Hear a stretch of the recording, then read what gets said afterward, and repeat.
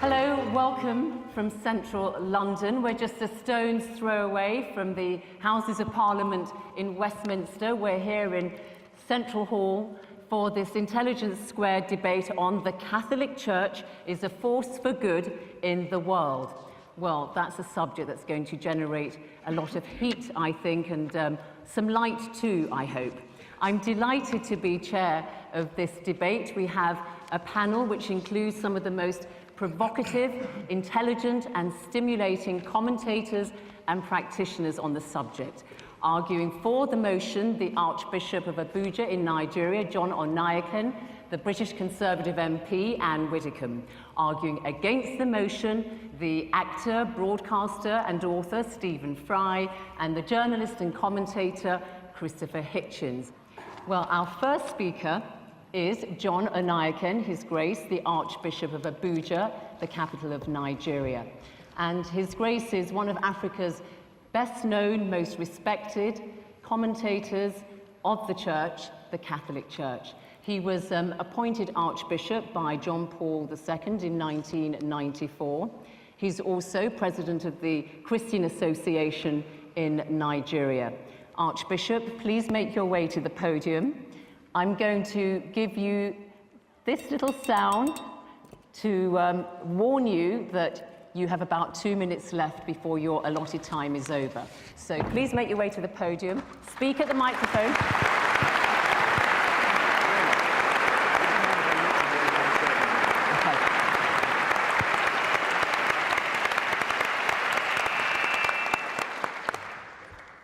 I thank Zainab very much for this wonderful introduction. I see her face so often in BBC. It's nice to see her live. Friends, I certainly must say I'm grateful to be here for this occasion, and I thank Nick Pisani, our friend, for bringing me here. Not only for bringing me to this occasion, but for giving me the opportunity to speak on this topic, because for me it's more than a matter of debate, because that's what my life is all about. If I didn't believe that the Catholic Church is a force for good, I would not devote my whole life to precisely working in that institution, hoping that I am involved in something that is good for the whole world. And I believe that this conviction is not without reason, and I hope that before my 12 minutes is over, I would have given enough reasons for it. You see, for me, to be a Catholic is a gift of God, but a gift that I received through my parents. And my parents, permit me to digress a bit, they were the first generation of Christians in my village. And my father really believed strongly. He went beyond the wonderful traditions of our traditional religion and embraced the Christian faith because he saw in it something better. Not because he didn't like our religion, but he saw something better. And he remained faithful to that to the very end until he died at 91. Now I'm 65 years old, and I've made my own journey too along this line. And so far, with no regrets. On the contrary, I'm daily, every day, more convinced that the Catholic Church is a force for good in the world. Let me proceed by trying to unpack some of the major elements in this topic. Let me start with the word church, the Catholic Church. Obviously, it means many things to many people, but I think as an archbishop, I should be in a position to say what it does mean, especially to us Catholics. Yes, the Catholic Church is an institution, and some people say it is perhaps the best organized institution in the world, but that's not really the essence of our church. We should go beyond the institution, and for us, the church is first and foremost a community of believers. And this is a community of believers that is spread all over the world. made up of all kinds of people. And the institution itself, as well as those whom we normally consider church people, people dressed up like me, for example, we are there only because of that huge community of people who claim, who are Catholics. I'm stressing this so that when you are asking yourself, is the Catholic Church a force for good in the world? Don't look at me. Don't look at Benedict XVI. Look at the Catholics all over the world. Wherever there is a Catholic, there is the Catholic Church. This is the church that we are talking about in this debate. You meet them, you meet Catholics all over, wherever you are. That the church is a force for good in the world seems, obviously to me, is quite obvious. The question probably we should ask is, what kind of force? There was once an arrogant dictator who asked in disdain, how many battalions has the Pope? Obviously, he completely missed the point. It's not about military force or physical force, but it is about force. It's about the force of a spiritual message, the force of values, which has stood the test of 2,000 years.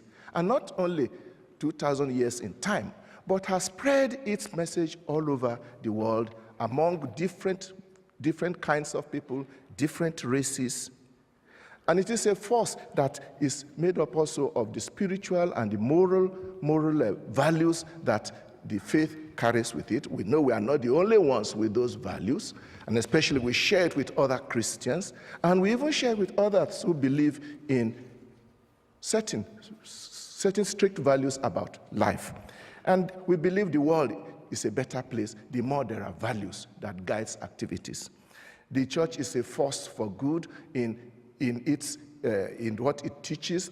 And I want to refer especially recently, our Pope wrote out an encyclical letter, which is our own, a most authoritative teaching in a document he called Caritas in Veritate, meaning charity in the truth.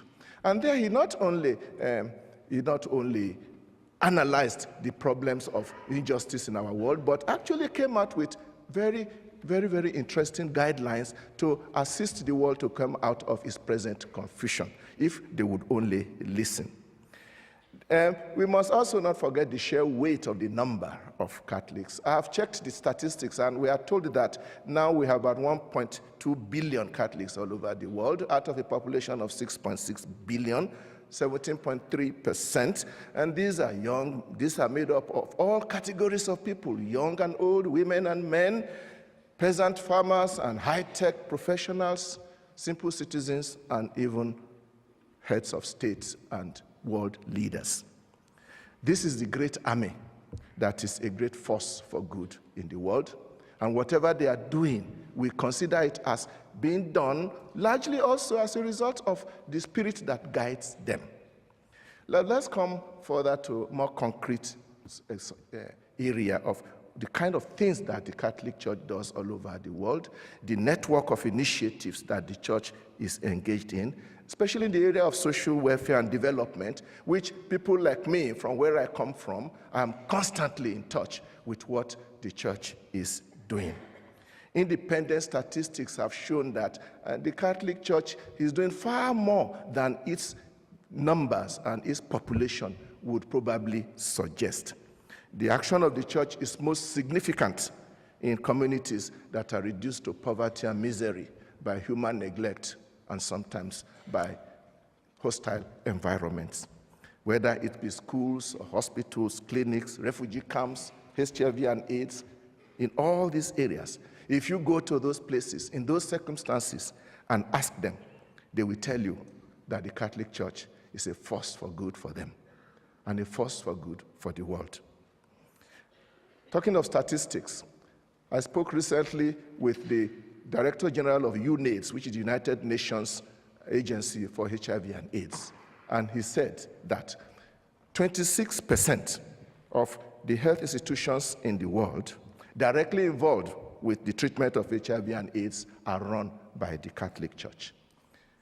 And this is an underestimation, because I do know that many times what we do are not reported to UNAIDS, which just shows where we are going. The same thing kind of The same thing can be said of schools and clinics. And please note that it is a well-known policy of our church that whenever we are engaged in social welfare work, it is always given to all without any discrimination, whether you believe or not, irrespective of creed. Therefore, in a world where very often things go according to sectarian lines and polarized, this is surely a great force for good. Mind you, I have not in any way suggested in all I've said so far that the Catholics are the best people in the world, far be it. Indeed, it is an integral part of our faith that our church is made up of saints and sinners. We are all struggling towards that perfection which Jesus asked us all to first follow. Nor am I denying that the Catholic Church has always and everywhere done excellent things, even sometimes in high levels. But this, again, only proves that we are in this world. Even the late Pope John Paul II had no difficulty at all in admitting the mistakes that people who claim to be Catholics and working in the name of the church have done in the past, and even apologized. And such gestures of apology is very rare in our world today. We should also be careful how we judge people of other times, because we do not know how those who will come after us will judge us. Let me conclude by drawing your attention to one particular aspect of my faith which I admire greatly. We are very open to dealing and moving and collaborating with others. And this is showing itself more and more, definitely in the countries where I come from. We reach out to others. We have a whole baggage of doctrinal positions as well as and policies which encourages us to look around. Anywhere you see anybody doing good, link hands with them. And I think this is very important for the world of our days. We are talking of the world of today. We need more and more efforts to link hands across all divides so that we can manage to make our planet a better place. A world of justice and peace. Is there still anybody here who still doubts whether the Catholic Church is a force for good in the world? Thank you very much.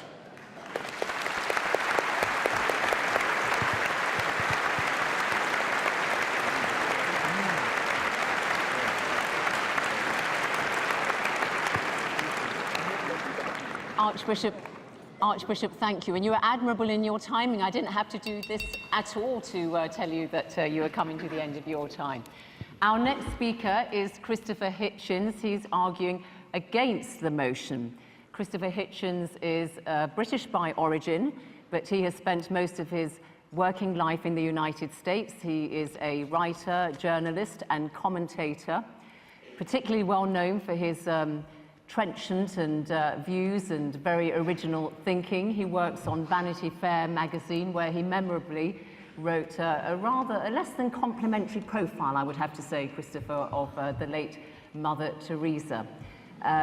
So, Christopher Hitchens, let us hear what you have to say. Your time starts now. Please make your way to the podium.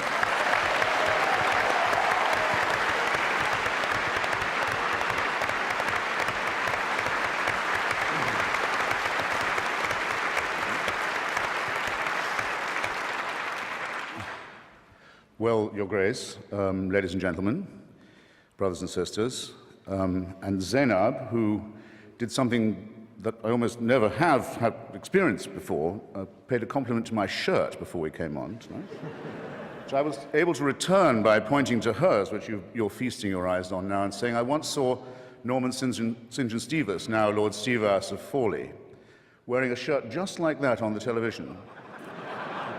And he was asked by his interviewer, gosh, what a lovely shirt, where did you get it? And Stevas said, do you really like it? He said, I call it sort of crushed cardinal. I might add, in the spirit of fraternity, which I'm sure will inform this entire soiree, that the mere existence of Lord Stevas of Fawley is testimony to the breadth of the church. Now, I'm sorry, though, to have to begin by disagreeing with His Grace. If you're going to be a serious grown-up person and appear to defend the Catholic Church in public in front of an educated and literate audience, you simply have to start by making a great number of heartfelt apologies and requests for contrition and forgiveness. Now, you might ask, you're fully entitled to ask, brothers and sisters, who am I to say that? Well, in the Jubilee Millennium Year of 2000, the Vatican spokesman, Bishop Piero Marini, said, explaining a whole sermon of apology given by His Holiness the Pope, that was supposed to cover the entire history of the Church in its Jubilee year, that, I'll quote Bishop Marini directly, he said, "Given the number of sins we've committed in the course of 20 centuries, reference to them must necessarily be rather summary." Well, I think Bishop Marini had that just about right. I'll have to be summary too, but I think he said just about the least of it. His Holiness on that occasion, it was March the 12th, 2000, if you wish to look it up, begged forgiveness for, among some other things, the Crusades, the Inquisition, the persecution of the Jewish people, injustice towards women, that's half the human race right there, and the forced conversion of indigenous peoples, especially in South America. And that followed a whole series of preceding apologies, or apologies, I would say, of a kind, made by the late Pope John Paul, who, it troubles me not at all to say, was a very impressive and serious human being. It followed no less than 94, count them, public recognitions on his part of appalling crime and error and cruelty and stupidity and offenses to the free intelligence, ranging from, I shall be summary, like Bishop Marini, the African slave trade, apologized for in 1995, the admission that Galileo was right about the relationship between the sun and the earth and other orbs, which came in 1992, one might add. No, I won't say, it's too easy to say better late than never. Here, I said it. To violence and torture, legalized torture. Torture was legalized and institutionalized by the Roman pontiff during the Counter-Reformation. That came in 1995. And for silence during Hitler's final solution, or Shoah, as well as, in 1999, coming in just under the Millennium Jubilee wire, an apology for the burning alive in the main square of Prague of the great Czech Protestant Jan Hus. Since that big fiesta of forgiveness that began in, or culminated, I might say, in 2000, fiesta of forgiveness, fiesta of asking for it, the papacy has also asked to be forgiven for the sack of Constantinople and the massacre of Byzantine Christianity in April 1204 as part of the Fourth Crusade, the anathema on all Eastern Orthodox Christians as unbelievers, heretics, and people dwelling outside the health of the Church was lifted only in 1964. I call your attention to that. He also expressed sorrow about the murder and forced conversion of Serbian Orthodox Christians in the Balkans during the Second World War. And it doesn't end there. There are smaller but significant, equally significant, avowals of a very bad conscience. These have included regret for the rape and the torture of orphans and other children in church-run schools in almost every country on earth, from Ireland to Australia. And I'm pleased to see that due reconsideration is now being given, and may in fact have been given, to the hellish, I choose the word carefully, doctrine of limbo, St. Augustine's cruel and stupid disposal problem solution to a non-existent problem, that is to say, the destination of the souls of unbaptized children. Up until now, Catholic parents have been taught that's where their unbaptized children went, a form of torture that's sometimes worse than the physical. Now it seems that this piece of Augustinian sadism is undergoing reconsideration as well. But remember, this is from a church that, on the whole, cannot err. We still await a more direct admission. For example, I give some suggestions of my own while we're at it. I would like them to take back the Concordat made with Adolf Hitler, the first treaty he ever signed, giving the Church a monopoly over education in Germany in exchange for the dissolution of the Catholic Centre Party to give the Nazi Party a clear run. I'd have apologized for the Lateran Pact with Mussolini, myself, also the first treaty ever signed by that fascist dictator. I would also think I'd want to reconsider the fact that Father Tiso, head of the Nazi puppet state in Slovakia, was a priest in holy orders, that the Croatian fascist puppet state, the Ustaša state of Ante Pavelić, was also operating under full clerical protection and disguise, as was the regime of General Franco and the dictator Antonio Salazar. And I really think I would beg forgiveness for this. I don't think the German church should have asked Hitler's birthday to be celebrated from the pulpit every year until he died. These are very serious matters, and they're not to be laughed off by references to the occasional work of Catholic charities. But I draw your attention not just to the apologies, ladies and gentlemen, but to the evasive and euphemistic form that they take. Joseph Ratzinger, the current Pope, considered by some, by Catholics, to be the Vicar of Christ on earth, says of the Indians who were massacred in the course of conversion in Brazil, after the apology had been made to them, he said, nonetheless, it must be remembered that before we came to convert them, they were silently awaiting the arrival of the church. I don't think that's a very genuine kind of apology to you.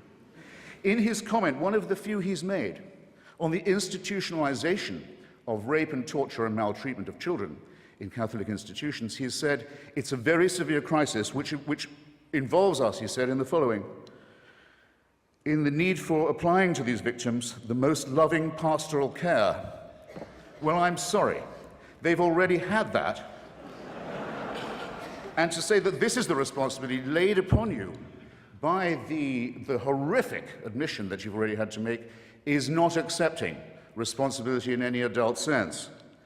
When I say child abuse was institutional, how dare I say so? How can I prove it? How can I prove such a thing? Well, I'll ask His Grace, and I'll ask Anne Widdecombe. Where is Cardinal Bernard Law now? Where is he?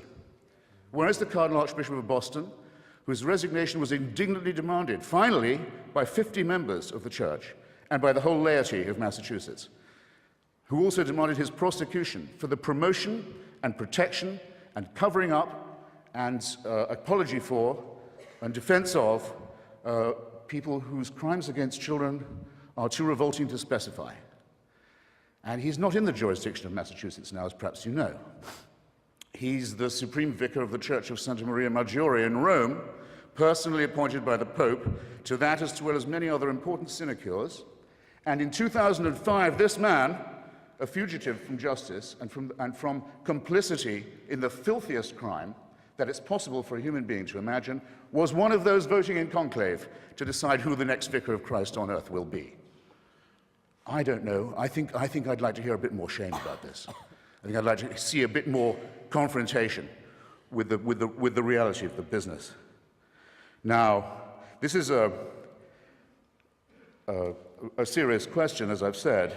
Anne Widdecombe very often, rightly, in my opinion, attacks the climate of moral relativism and of anything goes that can very well be the handmaiden of postmodernist, hedonistic culture. I very often am glad that she points these things out. But the rape and torture of children is not something to be relativized. It's not something to be excused as a few bad priests. It's certainly not to be excused by the hideously false claim made by some Catholic conservatives that this wouldn't have happened if queers hadn't been allowed into the church. I'm sorry to say that queerdom in the church is an old story too. And it's worse, it's much worse than pornography, and it's much worse than bad language on TV. And it's the crime that cries out for punishment. It's the thing that if we were accused of on this side of the house, we would die rather than admit. And if we were guilty of it, would kill ourselves. And it's the one thing the church has decided to excuse itself for under this papacy. The same euphemism comes in the term some Christians that is used in all the apologies about the Crusades, the Inquisitions, the anti-Semitic pogroms, and all the rest of it. It says some Christians fell into error. Some Christians allowed themselves to be deceived in this way and to act against the gospel. Well, anti-Semitism was preached as an official doctrine of the church until 1964. Do you think that might have something to do with public opinion in Austria and Bavaria and Poland and Lithuania? That the Jewish people were accused collectively as a people of deicide, of the crime of the murder of God in the figure of Jesus of Nazareth. And that anathema on them was not lifted until 64, well after the perpetrators of the Holocaust had stood trial in secular courts and been rightly punished for their actions. How can this church say it has any moral superiority? It has difficulty catching up to what ordinary people regard as common moral and ethical sense, and it still can't make itself apologize properly, and I'll tell you why. Because, and I'll quote again from the encyclicals, it is said of the Crusades, of the complicity with the Holocaust, of the political and diplomatic alliance with fascism, of all of these things, it is said, well, violence was committed, but I'll stress this, I'll underline it, I'll quote directly, in the service of the truth. So how is an apology possible? How is any understanding or undertaking or firm purpose of amendment to be allowed when the original sin, so to say, the radix malorum, the fons et origo, the problem in the first place, is the belief on the part of this church that it does possess a truth that we don't have, and it does have a God-given right, a warrant, a mandate of heaven to tell other people what to do, not just in their public, but in their private lives. And until that is changed, till that fantastic and sinister and non-founded claim is changed, these crimes will go on repeating themselves, being partially denied, partially admitted when it's too late to do anything else, and covered up.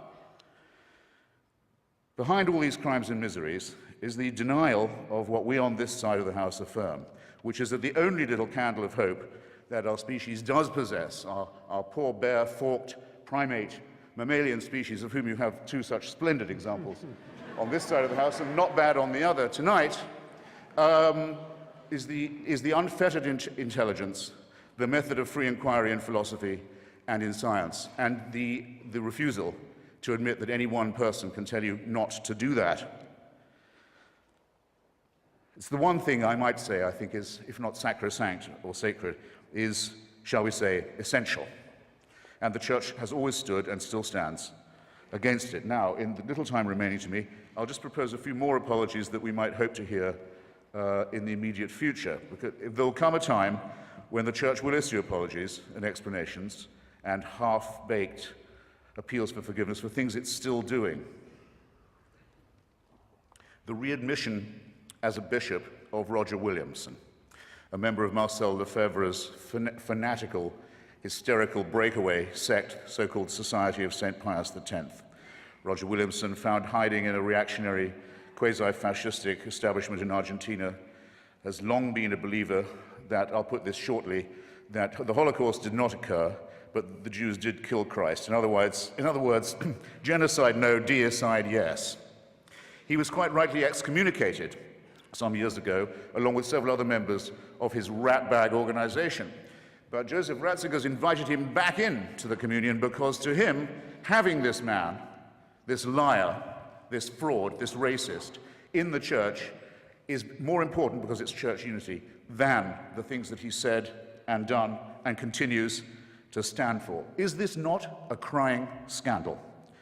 I think that there will be an apology for what happened in Rwanda, the most Catholic country in Africa, one of the most Catholic countries in the world, where priests and nuns and bishops are on trial for inciting from their pulpits and on the church's radio stations and newspapers the massacre of their brothers and sisters. And the papacy was silent on this appalling occasion, and everyone in Rwanda knows it. And there hasn't yet been a properly written apology for that disgrace. Staying in Africa, I think it will one day be admitted with shame that it might have been in error to say that AIDS is bad as a disease, very bad, but not quite as bad as condoms are bad, or not as immoral in the same way.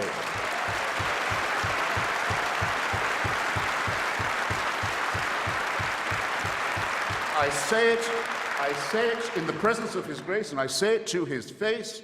The preachings of His church are responsible for the death and suffering and misery of millions of his brother and sister Africans, and he should apologize for it. He should show some shame.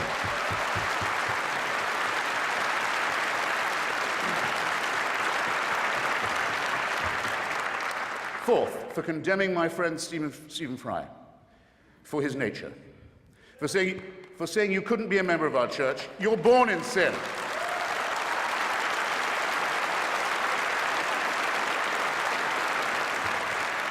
There's a revolting piece of casuistry that's sometimes offered on this point. Yeah, we hate the sin only. We love the sinner.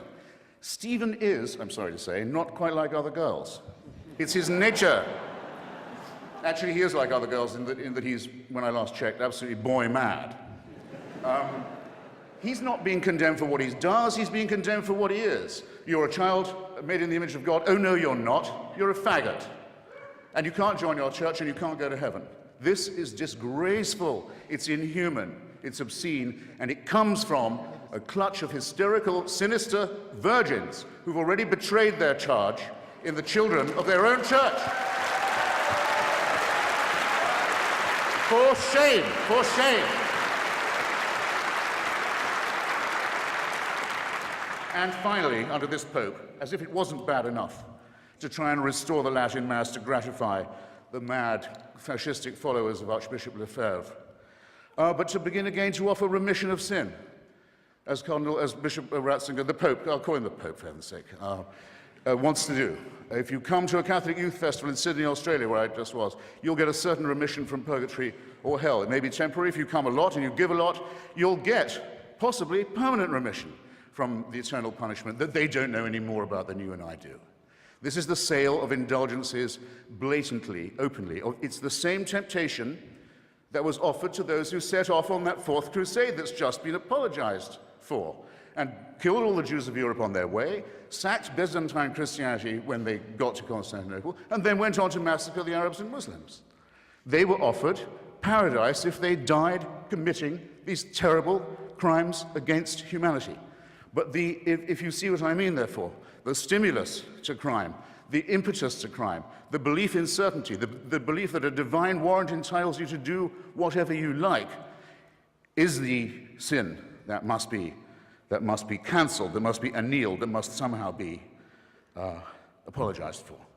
Now, I don't wish any. That's perfect timing.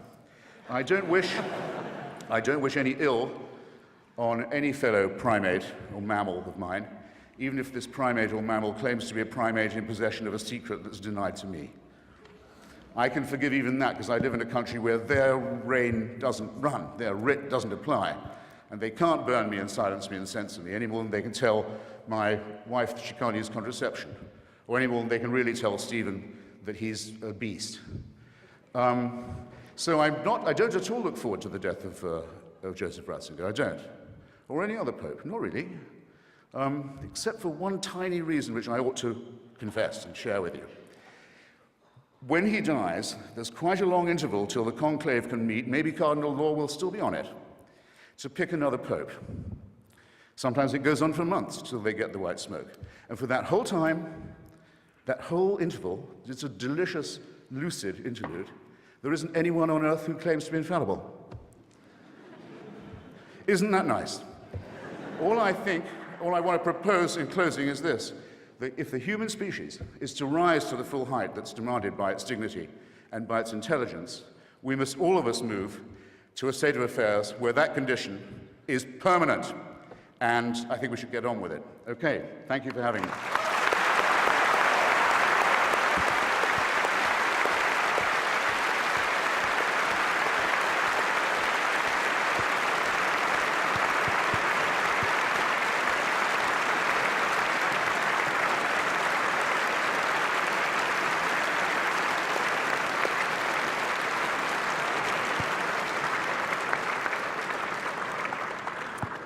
Well, Christopher, thank you very much for all that. Our next speaker is going to have her work cut out because she's speaking in favour of the motion that the Catholic Church is a force for good.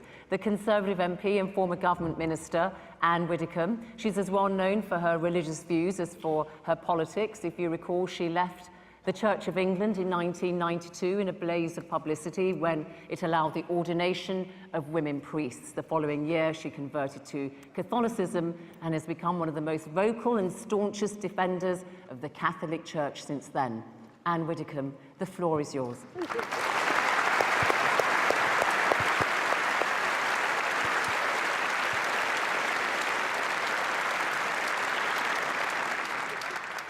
Thank you very much, Madam Chairman.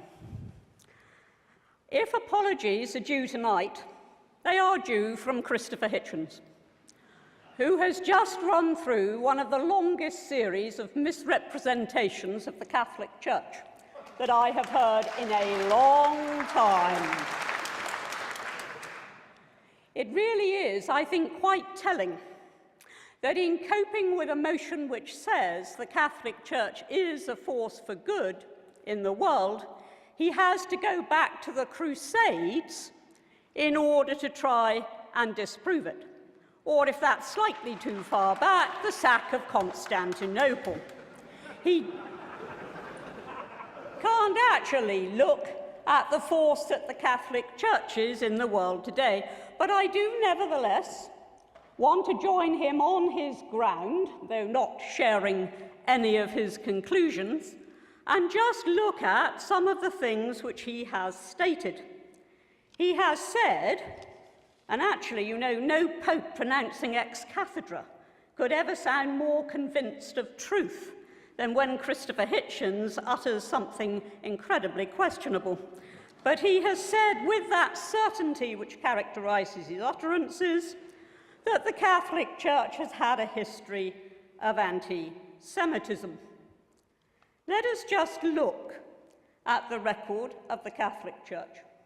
When the Jewish community was under the most serious threat that it has faced in recent centuries. And just look at the role that the Catholic Church played in the last World War. Mr. Hitchens ignores the thousands of Jews who were secreted and rescued in churches and monasteries throughout Europe, at tremendous risk to the priests and the monks and the nuns who were hiding them. He ignores the 3,000 Jews who, in the course of that conflict, took refuge in the Pope's own summer palace. He contradicts flatly the statement of so many prominent Jews after 1945, who expressed gratitude to Pius XII, even to the extent of sending the Israeli Philharmonic Orchestra to stage a concert in the Pope's honor. Not, I think, something that they would have done if they had thought he had been anti-Semitic, but rather they recognized that the Catholic Church throughout that period acted within the limitations of the time as a force for good. Martin Gilbert and Michael Burley, historians of very considerable repute, point to the large number of Catholics who found themselves in Dachau. And of course, we should remember that any Christian, not just Catholic, but any Christian joining the SS had first to renounce his faith. So I do not think that a charge of anti-Semitism can stand up. Yes, it is quite true that the New Testament says that the first century Sanhedrin made a very major contribution to the death of Christ. So also did the Romans. And indeed, it's Pontius Pilate that we remember in the Creed every Sunday, not the Sanhedrin. Yet I do not recall Mr. Hitchens suggesting that because of that, the modern Catholic Church is anti-Italian. I rather thought it was quite pro-Italian. He also suggests that the Pope welcomed back a Holocaust-denying bishop. Let us first remember that the bishop in question was originally expelled for disobedience. Upon being reinstated and upon reiterating his views, the Pope, a fact conveniently ignored by Mr. Hitchens, commanded him to repent, commanded him to deny what he had said. You would think from listening to Mr. Hitchens that the Catholic Church alone has been responsible for atrocities throughout history.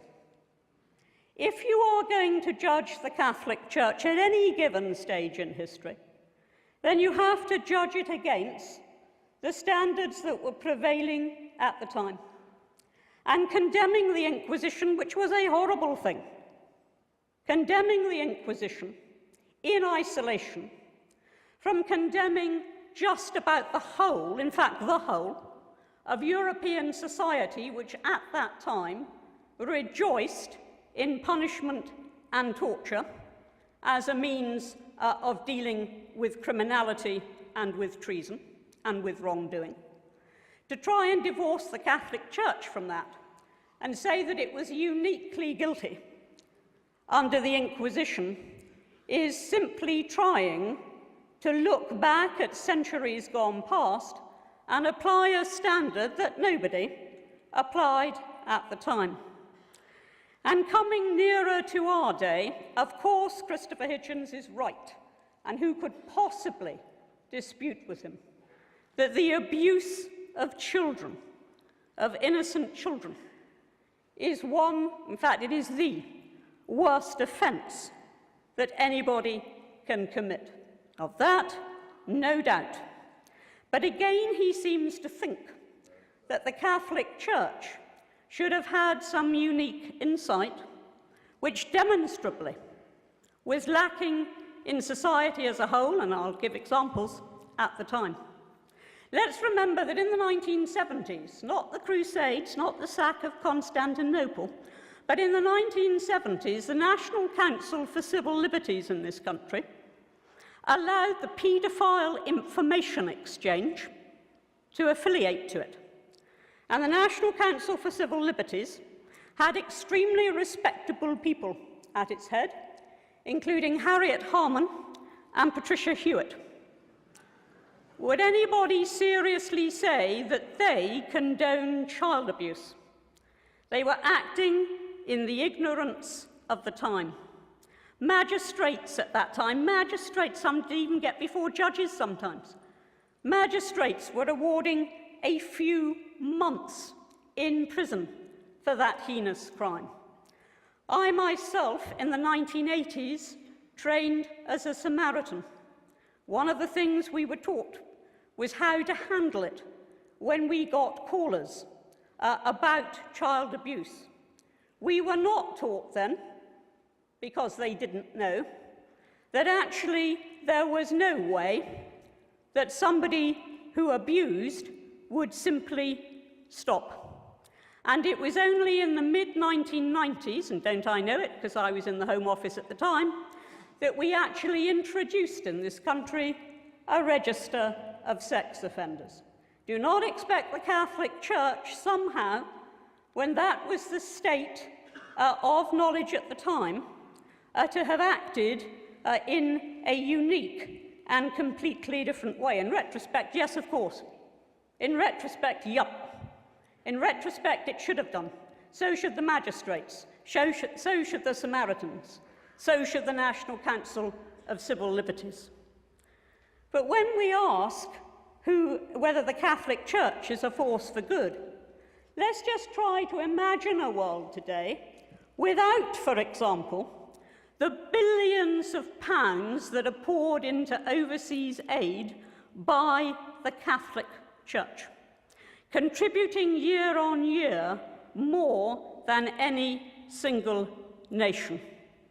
Imagine the developing world had been left without the input of the medicine and the education that was brought to it by the missions. Imagine the absence of those collections Sunday upon Sunday for famine relief. Imagine the absence of the church in the local community. I know well that when I was in the Department of Employment and in the Home Office, and we were setting up initiatives, single regeneration budget, whatever it might be, we relied on the church, churches, every bit as much as we relied on local councils and on other organisations. We play a vital role. And you don't need to be a Catholic to acknowledge that we play that role. What is the church? It is its members. It is the nuns and the monks and the priests and the lay workers and the congregations. It is not just the hierarchy of the church. And I believe that the church to which I belong is a massive, massive force for good. But let us not just keep the debate at that level. I knew somehow that when we were here tonight, we would be discussing child abuse and condoms. They came in the end. I almost thought we were going to get through an entire speech without condoms from Christopher Hitchens, but we got them at the end. If he has a creed, it would be, I believe in condoms. So, but that is not what the Catholic Church is about. It isn't only about the physical relief of the poor. It isn't only about the work it does on earth, but it is the message that it preaches. And that message is one of hope. That message is one of salvation. And it is all very well for some people in their intellectual arrogance to say, we can do without that. But actually, billions of people across the world live by that message of hope and of salvation. They try to live by the commandments and also by the interpretation of those commandments by Christ. Yeah, sometimes they fail. Sometimes their leaders fail. Human beings do fail. But overwhelmingly, I say to you tonight with no apology or whatever, that a world without the Catholic Church would be poorer, would be more hopeless, and would be a worse place in which to live.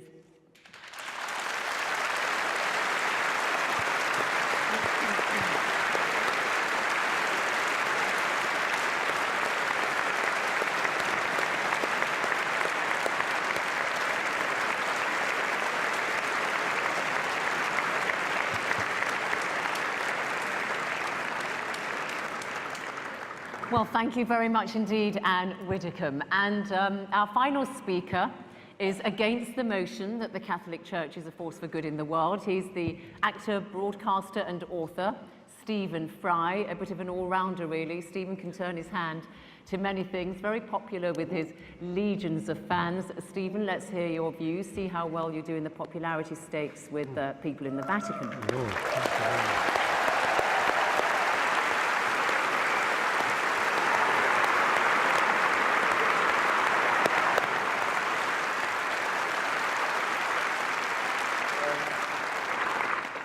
Ladies and gentlemen, there are occasions, as Gwendolen remarked, in The Importance of Being Earnest, when it becomes more than a moral duty to speak one's mind, it becomes a pleasure. And this is one such occasion with my trusty Hitch by my side. I am very proud to be here, but also very nervous, very worried. I've been nervous all day, and the reason I've been nervous is quite simple, and that is that this motion matters to me. It matters to me greatly. It's not a joke, it's not a game, it's not just a debate.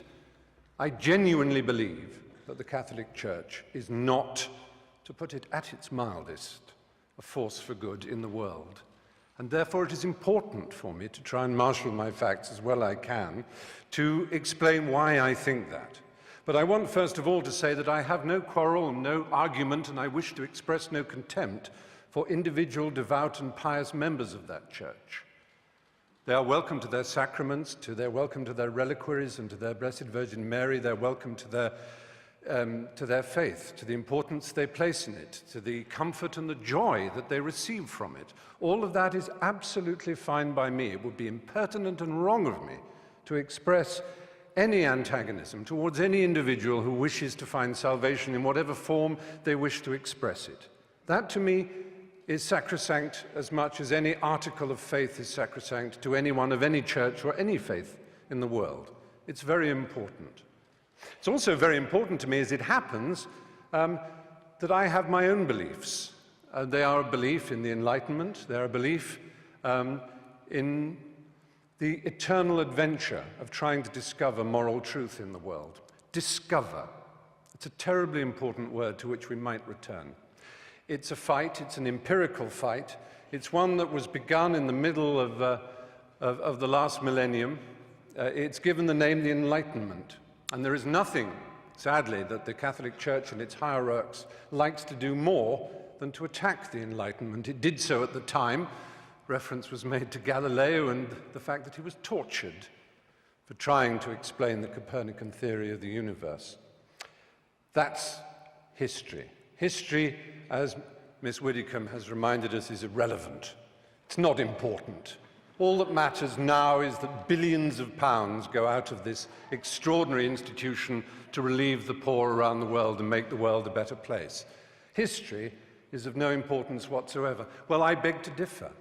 History whinnies and quivers and vibrates in all of us, in this hall, in this square mile. Let's think about this square mile. I'll come back to it in a moment. But first, Christopher made mention of limbo. It seems so tedious and so silly, one of those little casuistic games that Thomists and others play. Aquinas and Augustine of Hippo both proposed this extraordinary idea that babies who were unbaptized would not know heaven.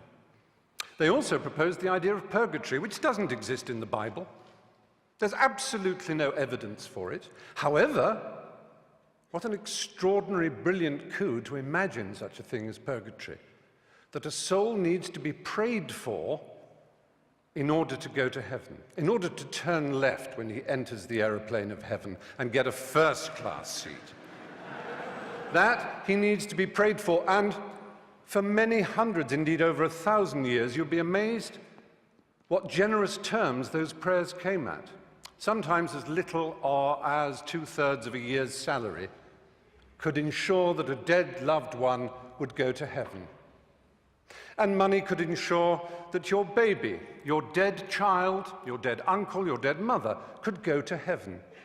And if you were rich enough, you could have a chantry built, and monks would permanently sing prayers so that that existence in heaven for the child would go up and up and up until they were at the table of the Lord themselves. Now, all this is in the past and is irrelevant. I cede to Anne Widdicombe how irrelevant it is, except in one thing.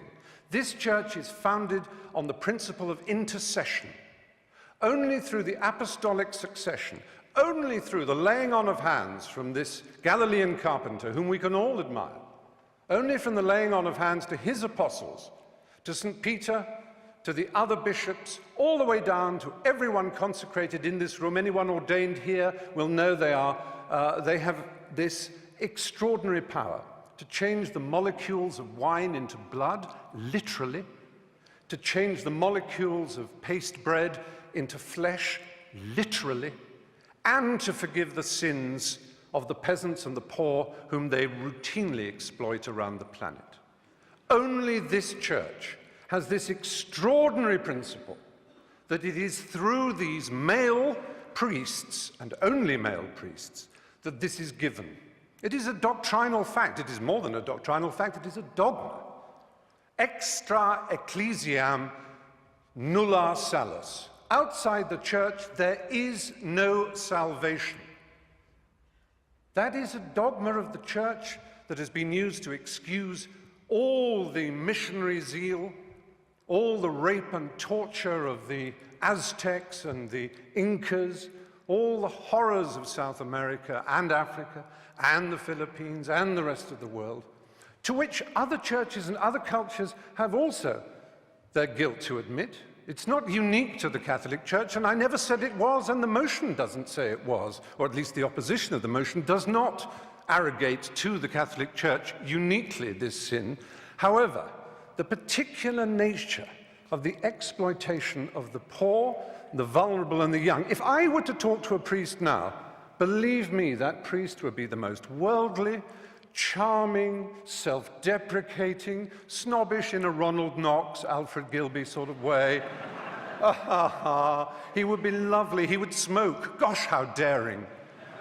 He would be a sort of ha-ha-ha priest, and the superstition and the nonsense that we read about of the church It's absolute. Don't pay any attention, Stephen.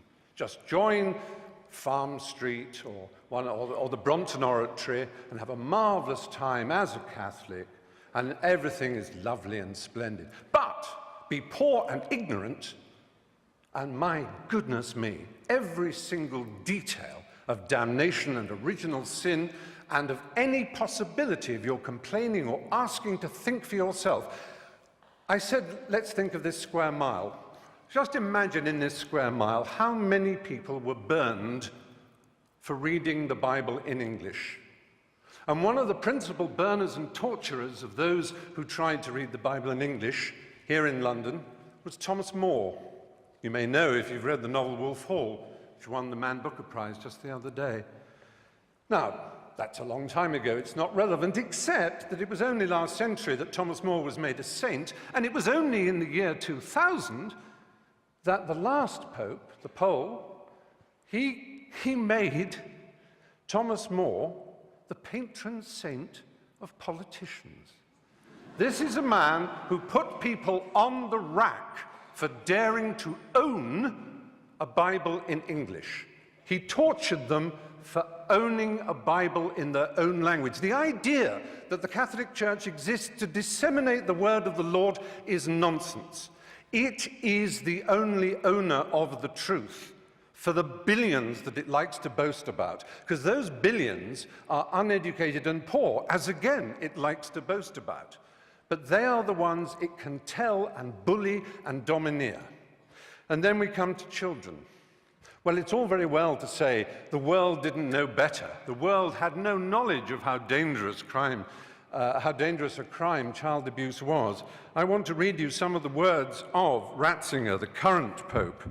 Staggers me to admit that he is the head of state of a country. Incidentally, Anne Widdecombe said, "We didn't have the power of a nation state." Yes, you do. You are a nation state. Yes, I wrote it down. You mentioned that. You are a nation state. And it is no accident that the UN Cairo Population Conference, when they were trying to do something about the world's population spinning out of control, Vatican City, as a nation state represented at that conference, made a joint statement with the Islamic countries of the world, notably the most extreme Islamic countries of the world, led by Saudi Arabia, and it began, "On behalf of the revealed religions of the world, ... And what it did was essentially hobble and veto any possibility of women's sexual freedom in the world, because as we know, the Islamic religion and the Catholic Church have never been anything other than implacably opposed to women's choice in their own bodies and their destinies. However,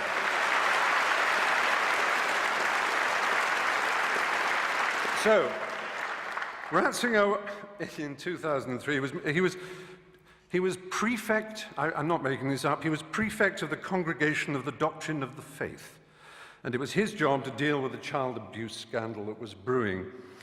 His first act was to write a letter to Catholic bishops ordering them, on pain of excommunication, not to talk to the police or anyone else.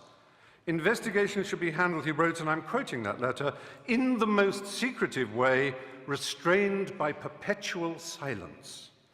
The Mexican founder of the Legion of Christ movement, Maciel Degollado, was protected from his own catalogue of child abuse, which is horrific. One cannot put on trial so close a friend of the Pope, said Ratzinger. When the allegations could no longer be denied, Maciel was sentenced to a life of prayer and penitence. And Ratzinger described the whole affair, and that of Bernard Law of Boston, to which my colleague also referred, as causing suffering for the Church and for me personally.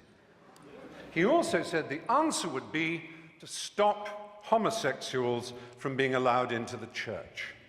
Now, it's perhaps unfair of me as a gay man to moan that this enormous institution, which is the largest and most powerful church on earth, has over 1 billion, as they like to tell us, members, each one of whom is under strict instructions to believe the dogmas of the Church, but may wrestle with them personally, of course. It's a little hard for me to know that I am disordered, or again, to quote Ratzinger, that I'm guilty of a moral evil simply by fulfilling my sexual destiny as I see it. It's hard for me to be told that I'm evil, because I think of myself as someone who is filled with love, whose only purpose in life was to achieve love, and who feels love for so much of nature and the world and for everything else, and who, like anybody decent and of an education, realizes that in order to achieve and receive love, it's a struggle. It's not one that needs a pope to tell you how to do it. It certainly isn't one who needs a pope to tell you that you're evil. With 6% of all teenage suicides being gay teenage suicides, we certainly don't need the stigmatization, the victimization that leads to the playground bullying when people say you're a disordered, morally evil individual. That's not nice. It isn't nice.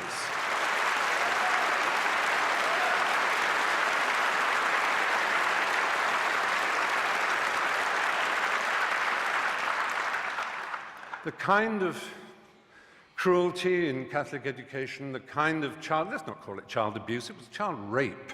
The kind of child rape that went on systematically for so long.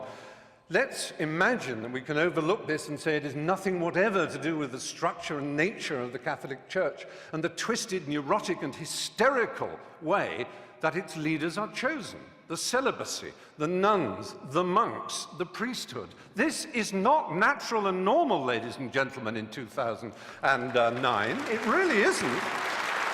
I'm sorry. For me to be called a pervert by these extraordinarily sexually dysfunctional people, I don't think human history has ever had more.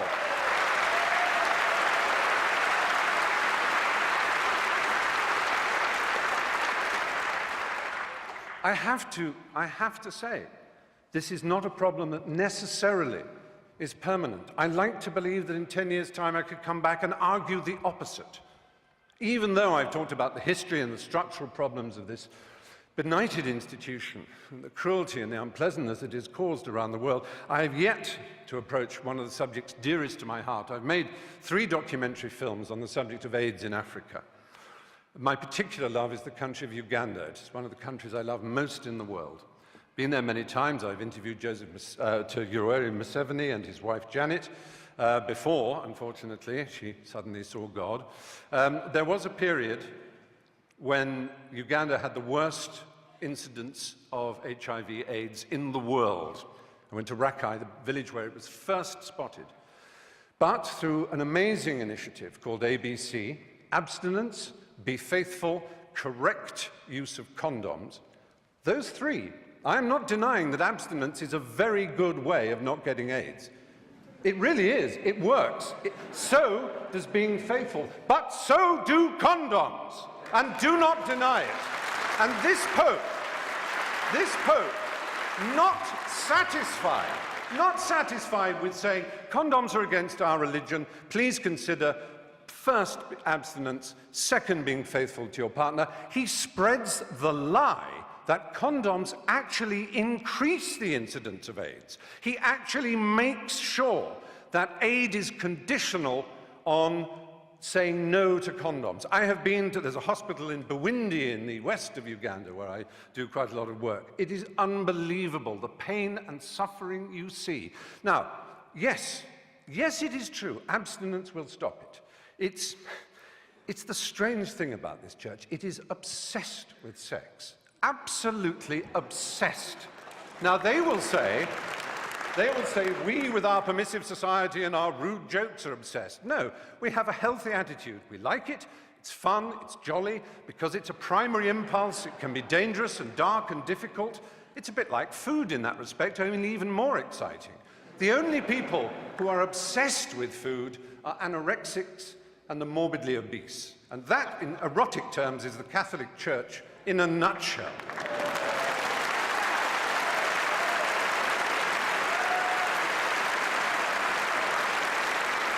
So, all I want to say, really, is that we're here in the Methodist Hall. I'm not trying to argue against religion on this occasion. I'm not saying there's any... I understand the desire of anybody to seek spiritual rewards in a complex and difficult to understand world. We don't know why we're here, where we're going. We want answers. We love the idea of answers. How marvelous it would be. But there are other choices. There are Quakers. Who could possibly quarrel with a Quaker? With their pacifism, with their openness, with their ease, with their simplicity, with their refusal to tell anybody what's a dogma and what isn't, even with Methodists also.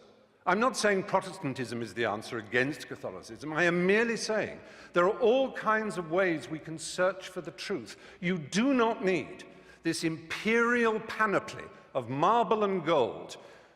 Do you know who would be the last person ever to be accepted as a prince of the church? The Galilean carpenter, that Jew. They would kick him out before he tried to cross the threshold. He would be so ill at ease in the church. That simple and remarkable man, if he said the things that he was said to have said, what would he think? What would he think of St. Peter's? What would he think of the wealth and the power and the self-justification and the wheedling apologies?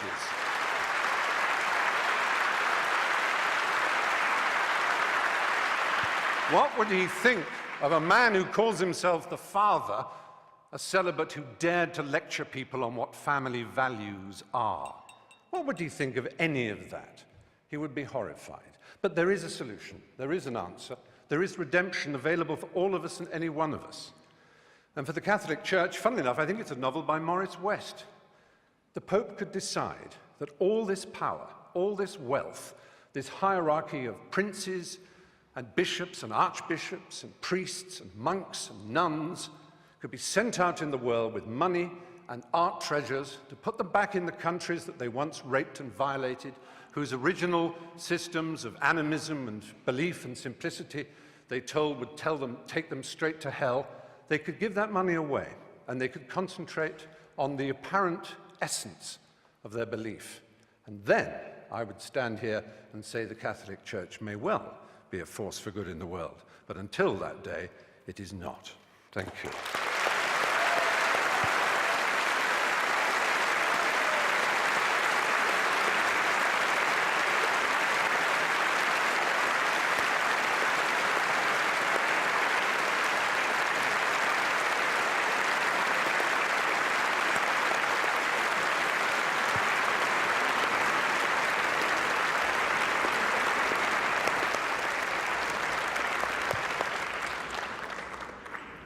Well, Stephen Fry, thank you very much. So you've heard all our four speakers. It's going to be your turn, the audience next. And I'll give you a couple of minutes to think about what you want to ask our panelists, any questions or comments you may wish to make. Because I'm going to give you now the result of that vote that you all gave when you were coming in here to Central Hall. And there are about 2,100 people in the auditorium today, well over that actually. And this is how you all voted. Now, probably no surprise, because you can kind of tell from the applause that we've been getting from our speakers, just perhaps where you all stand. But this is how you actually voted. The Catholic Church, the motion is the Catholic Church is a force for good in the world. In favour of the motion were 678. 678 agree with that. Against the motion that the Catholic Church is a force for good was 1,102. Big difference. However, 346 of you were undecided. Now, I've been taxing my arithmetical abilities here, and I see that it's a difference of 424. 346 were undecided. So, Archbishop and Anne Widdicombe, you're going to have to not win over the undecided, but actually convert some from the other side. So you need to get 425 over to win the motion, because at the moment you're quite a few hundred behind. Let's see if we can sway any opinions here amongst all of you by listening to some points that you wish to raise with the panel. And then we're going to ask you to vote again, and I'm going to ask our speakers to make their closing statements. Now, put your hand up if you want to speak. If you go on, I've got a little button here that will render you inaudible. So please keep your comments to the point. You're standing, sir, so you must be terribly keen and enthusiastic, so I will come to you first. Say your name and designation if you wish to, if you think it may be relevant. My name is ethologist, I'm the Executive Director of the National Secular Society, and I've just come back from the United Nations Human Rights Council in Geneva, where I put to the United Nations Human Rights Council the fact that the Holy See, its alter ego of the Catholic Church, has broken 5 articles of the United Nations Convention on the Rights of the Child. Just one of those, because it's supposed to produce annual reports, and it's 12 years behind in doing those. It did not deny, the Holy See came back and did not deny any of the charges that I made on the 22nd of September. Okay. All it said... You're losing us. What is your point, please? My point is that it did not deny breaking 5 articles of the UN Convention on the Rights of the Child on child abuse. And I think it's disgraceful that it should be allowed to do it and that the international community should let it get away with it. Okay, thank you. We'll take another question. There's a lady here. I would like to ask Mr. Hutchins if he is only against the Catholic Church or against all religions. Shall I go to the podium? I'm just going to take one more. No, just stay here. I think I heard. Okay, anybody upstairs? Can I see? I'm sorry, the lights are in my eyes. Hi there. This is a question for Christopher Hitchens. Many people today feel that we're really living in some kind of moral crisis, and you can see that all around us. Now, if one thing that the Catholic Church does do for good, in my opinion, is give us the 10 Commandments, a very basic, obvious way of giving us some kind of moral guidance. Would you not agree with that?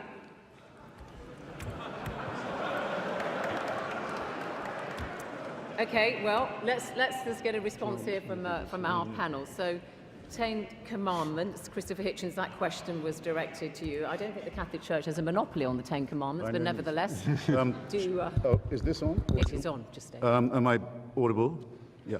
The lady in front began by asking me, do I reserve this condemnation only for the Holy Roman Church and not for other Catholics, for example, like Byzantine Catholics and Protestants and so on? I think they're all the same equivalent glimpses of the identical untruth. And I might use my answer to just say something about Anne Widdecombe. I knew we wouldn't get through without talk about money being given away on supposedly humanitarian projects in the Third World. You never don't get that. You never get the admission that it's done to proselytize for religion either, which my friends at Médecins Sans Frontières, Doctors Without Borders, for example, or Amnesty International don't do. They don't proselytize. They do it for the sake of their fellow creatures. But if I'm debating with a Mormon and I say, are you serious? Joseph Smith got a special revelation on plates of gold in upstate New York, and I ridicule the absurdity of the Church of Latter-day Saints, he's going to say to me, boy, you should see our missionaries in Bolivia, though. It's always the same. Are you going to grant this to Hamas? The whole claim of Hamas and Islamic Jihad in Gaza is they provide social services. Is this claim valid for them too? What nonsense.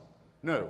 The proper study of mankind is man, and the proper application of humanitarianism is humanistic, in my judgment. Now, of the commandments, the first, I can't list them exactly in order, I have them in my head. The first 2 or 3 are entirely about fearing the author of the orders. Entirely about being terrified of someone who you're enjoined to love. I don't know about you, ladies and gentlemen, but the idea of compulsory love has always struck me as a bit shady, especially if you're ordered to love someone who you absolutely must fear. So the first 3 are, look out for me and keep at least one day of mine where you'll be terrified full time. Wait a second. Well, it is 10 Commandments, darling. All right, yes, I know, but I do want to give the other side a chance to come in. Okay. Have you made your point there? Okay, Anne Widdecombe, 10 Commandments, firm bedrock of moral teaching. Yes, but as Christopher Hitchens took the opportunity to reply to a point I'd made, I'm going to take the opportunity to reply to a point that Stephen made.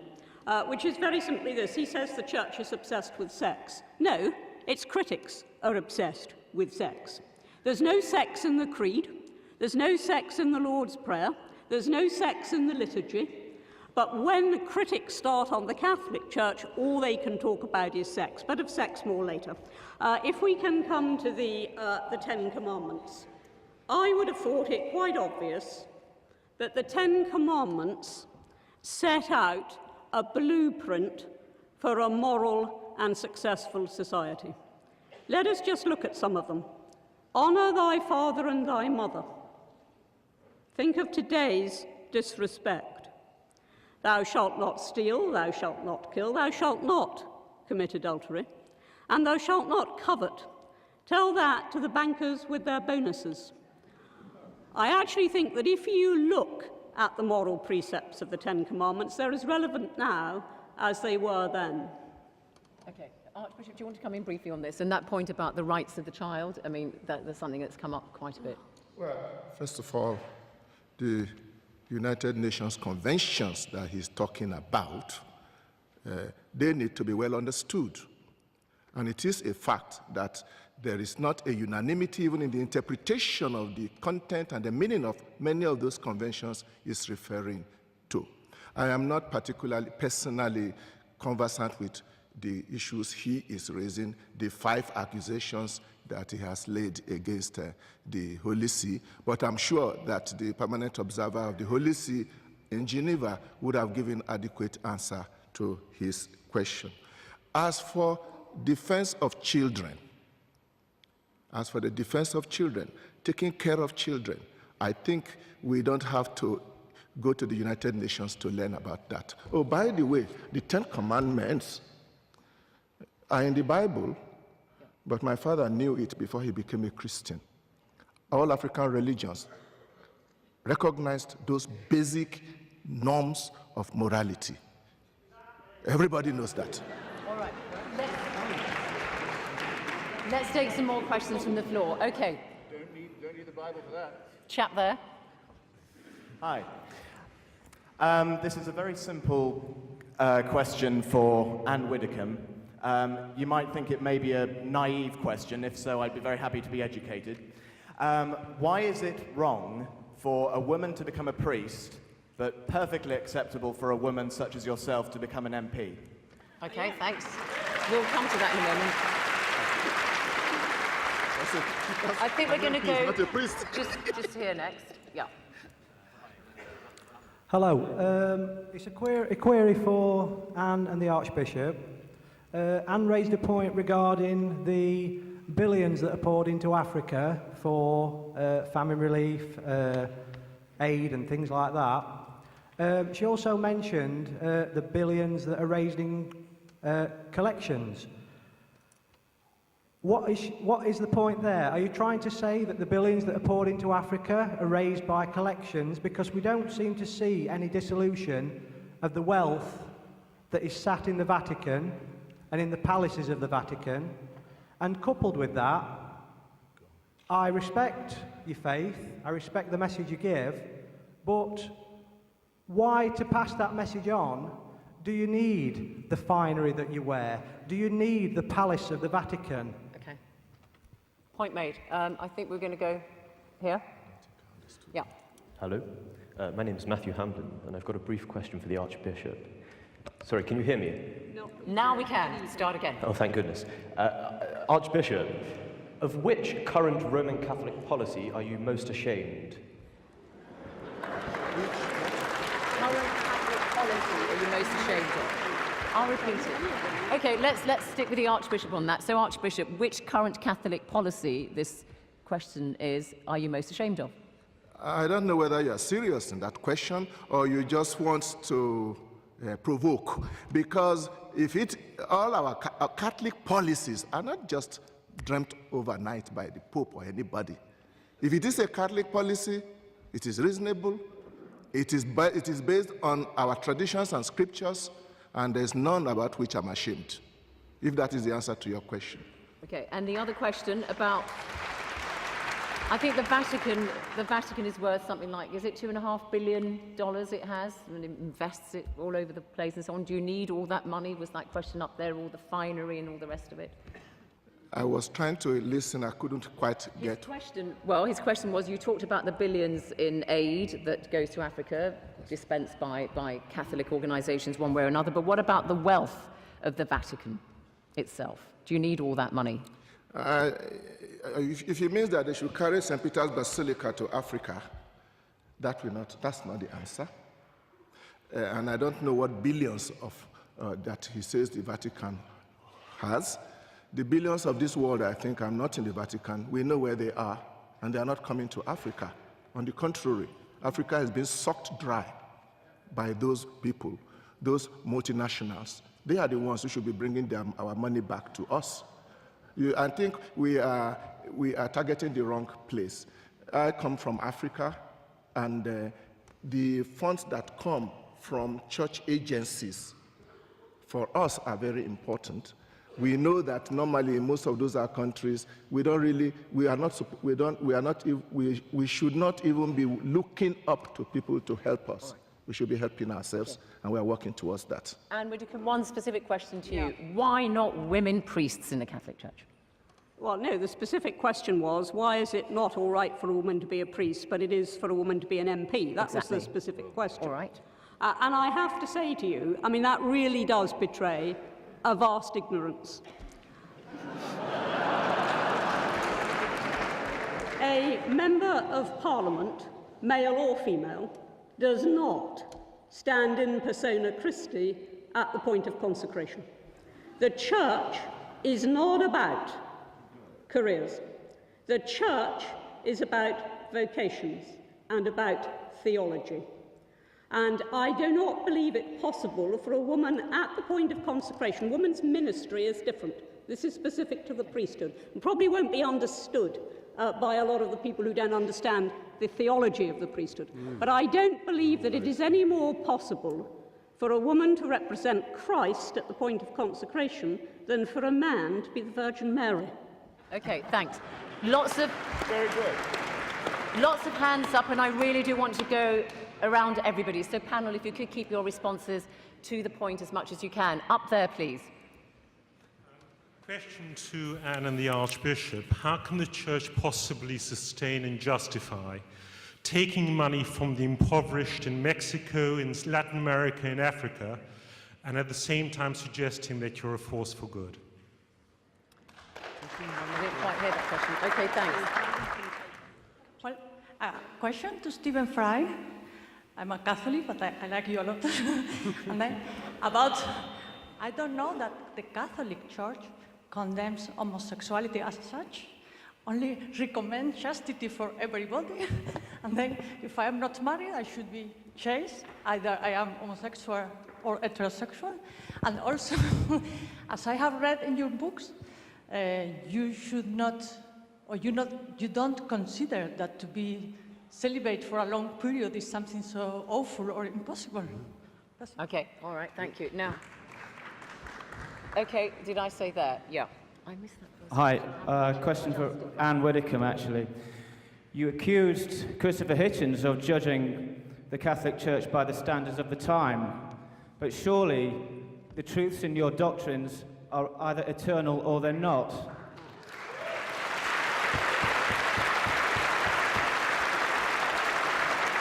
Okay.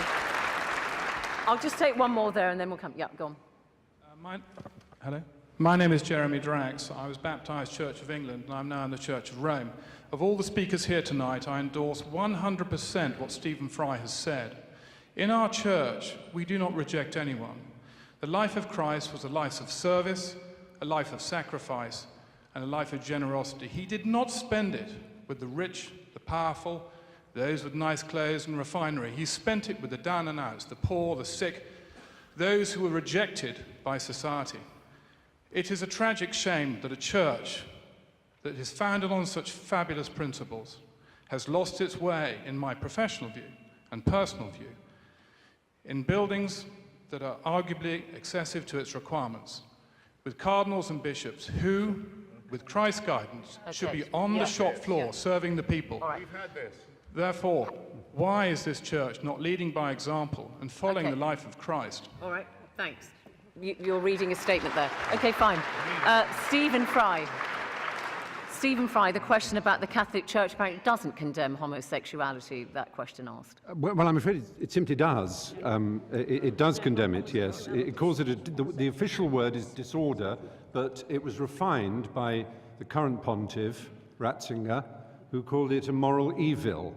But on the other hand, we must remember, as the point that was made, is that the Church is very loose on moral evils because although they try to accuse people like me who believe in the empiricism and the Enlightenment of somehow what they call moral relativism, as if it's some appalling sin, where what it actually means is thought, they, for example, thought that slavery was perfectly fine.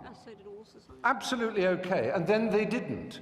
They thought until the year 2000 that a baby went to limbo, causing unbelievable distress to parents whose child died. Okay. Unbelievable distress. And then, with a wave of the hand and a stamp of a seal, it was no longer true. Something that had been eternally, or at least true for 2,000 years, suddenly wasn't. Because the truth is complicated. It's hard. And what is the point of the Catholic Church if it says, oh, well, we couldn't know better because nobody else did? Then what are you for? Okay.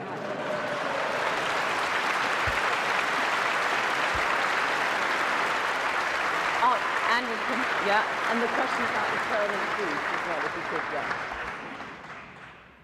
I think it is high time. I didn't want to get into too much theology tonight, but I think it's high time that this interpretation of limbo by Stephen Fry was questioned. Now, I actually went to a Catholic school. I absorbed Catholic doctrine. I was certainly taught about limbo, and I don't actually recognize Stephen's description of it. Because it wasn't for all eternity. What limbo was simply, and I do appreciate that to most people this won't matter, but it just needs answering. What limbo was straightforwardly a place where they waited for the second coming. That is all. It's a long wait. Long wait, yeah, long wait. And Archbishop, can you just clarify for us on this thing about homosexuality? The Catholic Church condemns the act but not the individual. Did Jesus Christ himself actually say anything about homosexuality? I don't think he did. That is a wrong question in this regard.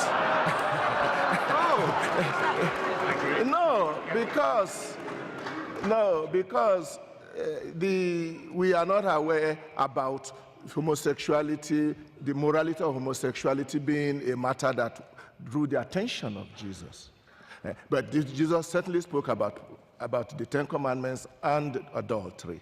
But to come to the position of the Church of homosexuality, it recognizes there are people who have homosexual tendencies, and they even consider themselves as such. But the Church also says that the homosexual acts are wrong, but that doesn't mean that those who are engaged in it are condemned outright, because each person has his own personal story. There is room for that. I do not think we should deny the Church the right to propound its own doctrines. You are not obliged to take it. Let's hear some more from the floor. I'm sorry about the question about eternal truth. We may get to that a little later. Okay, over there, up there. It actually follows on from the point just raised. As a gay man, I find the history of sexual repression and oppression that's gone on in the Church to be argued that that's just being being obsessed by sex to be a bit offensive, and I wondered if Anne Widdecombe would defend her position a little bit more on sexuality. We've had that point. We've dealt with that point. Can I go to number two? I just wanted to say on behalf of myself and my fellow degenerates that I would just like to ask all the Catholics in the room, as well as the proposing team, if they'd like to just stay out of my sex life and in my bedroom. All right. That'd be great. We've had this, okay. Can we have slightly different points, perhaps, that haven't been raised? Yeah. Let's see if I've got any luck with you. Yes, hello. This is a point specifically to the Archbishop. He spoke about his father and how before becoming a Christian, his father had a basic grasp of the Ten Commandments from the society that he lived within. He seemed to use this as a point to prop up his own argument. I would argue the contrary. Surely, if people have a grasp of basic morality without the dogma, the doctrine of the church, then everything good, all the humanitarian aid, all the great work that the church has been doing that you've spoken about, surely that's not the church, that's just people that happen to be under this umbrella of the church. It's the people that are doing it, not the dogma of the church. Here. I'm going to take that as a point rather than a question. Could, the young lady with the spectacles, yeah. Yeah, talking about sort of the humanitarian aspect of what's done, I was just wondering if Stephen Fry and Christopher Hitchens felt that perhaps there would still be the same amount of aid and the same amount of concern for sort of people in Africa that do need our help without sort of this emotional, spiritual blackmail that perhaps the Catholic Church can be guilty of. Okay, we'll come to that. Any supporters of the Catholic Church? Because so many of you, sorry, I'm not showing bias, but just to spice things up. Wait till the microphone gets to you. Yeah, at the front, she's not put her hand up. Sit here, I'm looking at the word intelligence, and I think behind the word intelligence is reason. I thought that this discourse was going to be about intelligence and reason, and not about emotion, whipping up emotions. I want to ask Hitchens and Fry. You try to put the blame of the Jewish Holocaust and the slave trade squarely on the shoulders of the church. Are you sure of that position? Okay. Just pass the microphone to the sister next to you, please, because I think you had your hand raised, and then we'll come to the panel. I am a Reverend sister and a nun. I just want to say that our life is based on the life of Jesus Christ, not on emotion or based on the way the world is going. So I thank all the people who are listening, and I think the message we are getting here will lead us to live a good life. That's why myself, sitting here listening to the talk, I think it is good that we focus our attention on the life lived by our Lord Jesus Christ. Thanks very and much. what our Archbishop trying Thank to you. Thank you, sister. teach us. Thank you. Let me just take a couple more, actually, because so many hands in the air. Can we come? Yeah, just take your pick at the front there. Can you keep your points very brief? Because really, you're taking liberties too much, too long. Anne Widdecombe said there was no sex in the Lord's Prayer. In the world I inhabit, you don't become a father without sex being involved. All right, we'll take that as a point, as a comment. If you've got brief comments, okay, there, and then I'm going to come to the panel, don't worry. As is so often the case in these debates, the devil lies in the interpretation of single words in the motion. And the word is good. And it is, I think, one has to accept that if you have 1 billion followers, then it is an enormous force. But whether it's exercising its good now or it should change, Stephen Fry left the door open to us to see that if the Curia and the Pope admit that there needs to be change, then we would, I think, vote more favourably for the Church. Okay, thanks. Let's just get through some more comments. Okay, yeah, briefly, please, briefly. Thank you. As somebody who spent 38 years of her life as a Catholic and then saw the light. Start again. Sorry, we didn't hear. I spent 38 years of my life as a Catholic and then I saw the light. And my life now is going back and forth to Africa, and next month I go to Uganda, and I'm working on trying to stop mothers dying in pregnancy and childbirth. What I'm saying is, please, please, reverse the rule on condoms and family planning and contraception and save more lives. Save thousands and thousands of lives. Closing statement, because we're running out of time. We'll do one briefly. No, we will, all of you, because they need. Okay, where is the microphone? 3 minutes. Microphones. Yeah. Okay, just let's keep this moving. Briefly, please. Yes, very I will ask briefly, you that later. as a Catholic, I'm actually very pleased to be here this evening to hear two sides of a very important argument.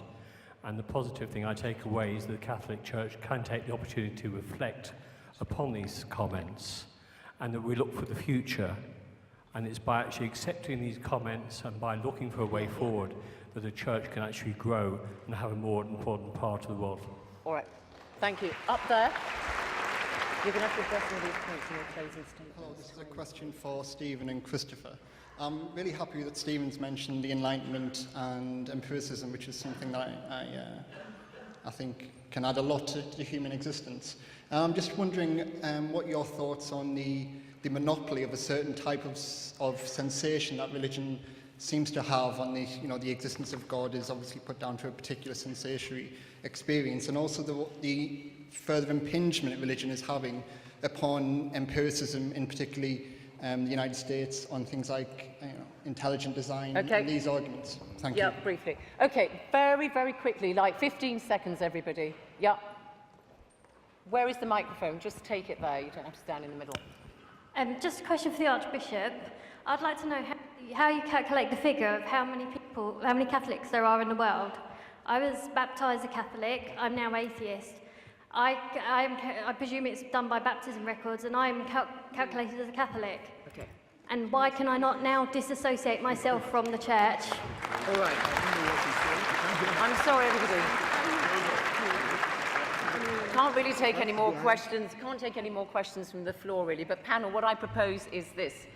You've heard the points that are raised. Some of them were comments, some of them were questions, like the one specifically to you, Christopher Hitchens, about the Holocaust. You're going to have a few minutes to make your closing statements. Please incorporate these questions that you heard in your closing statements, because audience, I want you to vote again. You've heard the presentations, you've heard some of the responses and some of the points that have been raised by the audience here. So please do. Let me just remind you how you vote, okay?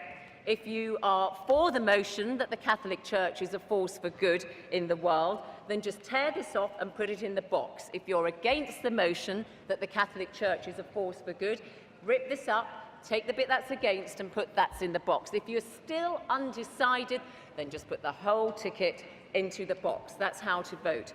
Now, for those of you who are watching at home, if you'd like a briefing booklet on some of those issues that you've heard raised today, then please go to www.intelligencesquared.com and you can download that booklet. Anybody can do it, and it's absolutely free. Okay, so everybody is doing that. So while you're all doing that, it's going to take a little bit of time. We're going to hear the closing statements incorporating some of the points that you, the audience, raised. And we're going to do it in reverse order this time. And it's going to be Stephen Fry first. Let me just remind you about some of the points, or did you make notes about them? I've made notes, yeah. You've made notes. excellent chap, Stephen. You're doing the work. So, Stephen Fry, final statements, please. Oh, stay sitting. Sorry. Observant chap, aren't I? Yes. Well, it's been a really interesting debate, and I've loved some of the questions from the floor. I suppose I'm slightly disappointed that Anne Widdecombe in particular should say, oh, I knew they'd bring up condoms and child rape and homosexuality. It's a bit like a burglar in court, so you would bring up that burglary and that manslaughter. You never mention the fact I'd give my father a birthday present.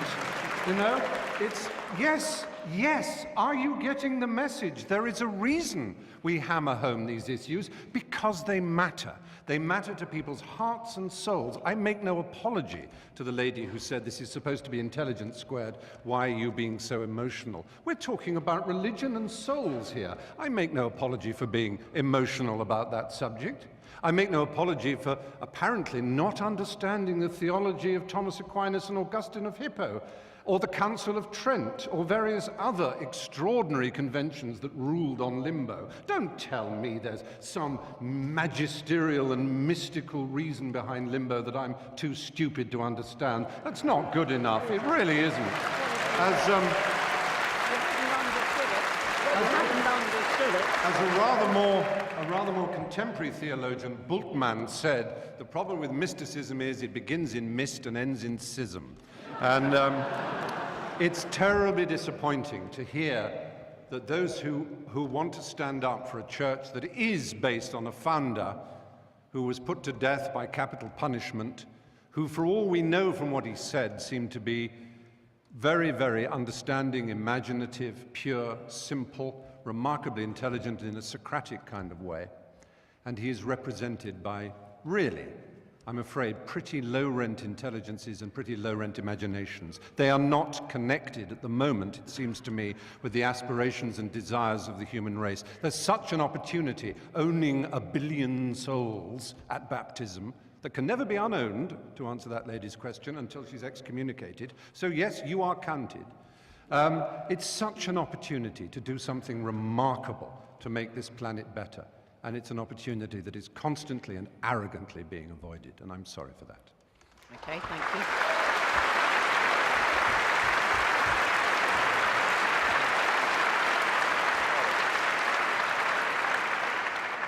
Final statement from Conservative MP Anne Widdecombe for the motion that the Catholic Church is a force for good in the world. Right, can I first answer the point raised by the lady over there about how she'd been helping women who were in danger of death even from pregnancy and childbirth, and answer the allegation behind it, which is that somehow the reason why so many women in the third world continue to go on having children beyond a safe point is all because it's the wicked Catholic Church.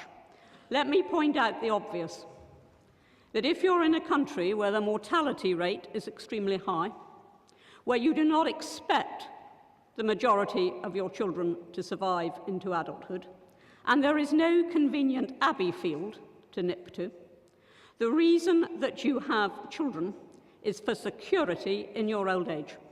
And in case anybody thinks I'm making that up, may I point out that I did actually go out with an aid project to Zambia, and I asked woman after woman about why they had such large families when they couldn't feed them, and the answer was always the same. Somebody has got to look after me when I am old. Don't let's forget that. And then, of course, we have had all the usual stuff about how the Catholic Church, being against condoms, has apparently caused untold misery. I'm not going to cite the Catholic Church now. I'm going to cite people who wouldn't want to be associated with the Catholic Church. Dr. Edward Green, Liberal, agnostic, Harvard Center for Population and Development Studies, writes, 20 years into the pandemic, there is no evidence that more condoms leads to less AIDS. We're simply not seeing what we expected. And he goes on to say that in Africa, where many have to go miles even to get an aspirin, a number of researchers are now questioning whether the universal ideal of perfect condom use, because that is what is required, with a regular supply is quite simply unattainable. John Richens of the Centre for Sexual Health and HIV Research says, we should ask why condom promotion is apparently not having much effect in most developing countries. And finally, Dr. Trevor Stammers, none of these people Catholics. There are no examples to date from any country in the world that has reversed a generalized epidemic by means of condom promotion alone.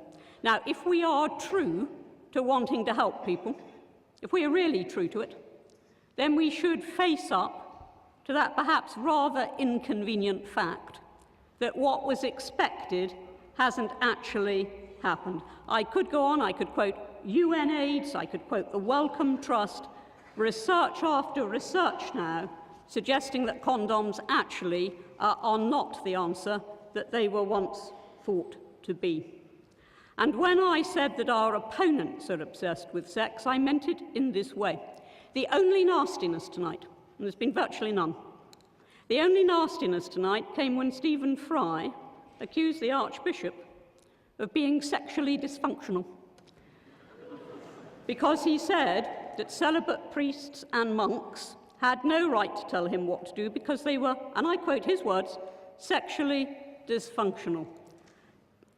As I've said, our opponents always try to home in on sex, when the teachings of the Church, which are, after all, only about the stability of family, the maintenance of fidelity, the virtue of chastity, when the Church teaches that as one part of all its teaching, I do sometimes despair at the way that these debates always come back to that. So I'm very pleased to have been here tonight, despite the fact that I think the incoming poll was slightly discouraging. I'm very pleased to have been here with the Archbishop and with the two gentlemen opposite, and thank you for the opportunity.